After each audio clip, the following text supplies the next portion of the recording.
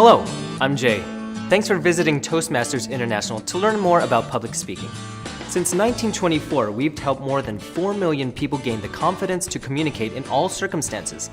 And one of the most demanding situations you'll ever face is speaking to an audience. Here are some time-tested tips to help you prepare so that you feel empowered to impress others. If you pay attention to these 5 crucial tips when you plan and deliver your next speech, you'll have an easier time and your audience will get more out of the experience.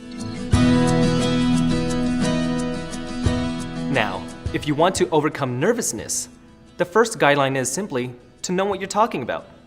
You'll have an easier time giving a speech on a subject if you know the subject well. Want to speak about your favorite musician?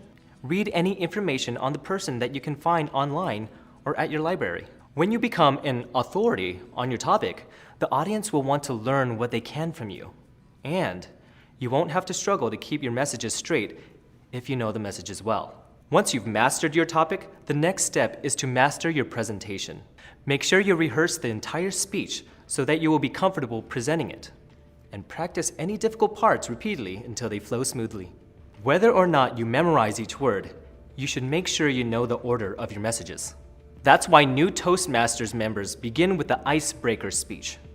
It's a chance to talk about the subject you know best, yourself. Then all you have to focus on is practicing how well you tell your story. Understand the importance of knowing who will be listening to you and where you will be when you give your presentation. Both the audience and location can create limitations that are important to understand. For example, if you are a researcher, you might speak about the math behind your work. Now, if you're addressing a group of college professors, you could use highly technical language to discuss a sophisticated research project. Would you do that if you were describing your work to a group of school children?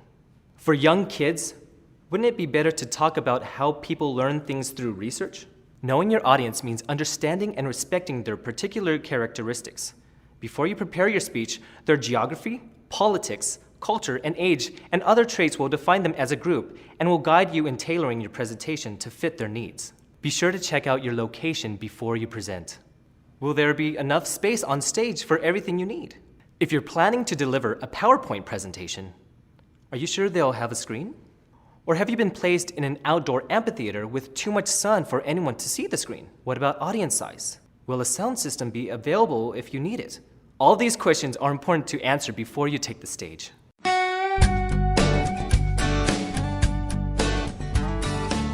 This is an eye-opener. For you, not your audience. You'd be surprised how much an audience misses during a presentation. If you make a minor mistake, such as skipping a portion of your speech or forgetting a few words, don't worry. Your audience most likely doesn't have a clue. Just keep going and you'll find your way back on track with your next point. If you apologize, you call attention to the wrong part of your presentation, which takes away the important point you want to make. An advanced speaker knows how to guide the audience's attention toward the important parts and away from the small stuff. Whether you make a mistake or not, just remember that people want you to do a good job. And because of that, they're rooting for you.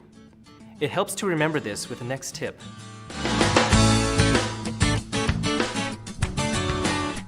A great way to find success is to visualize it.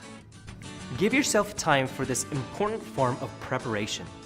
See yourself making important, valid points with appropriate gestures and body language that emotionally connect you with your audience. Once you see yourself using what works, you'll feel more relaxed and confident. And don't forget to imagine pausing while your audience applauds wildly.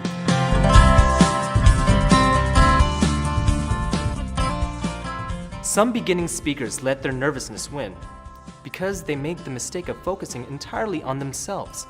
When something goes wrong, for example, your reaction can cause your voice to shake.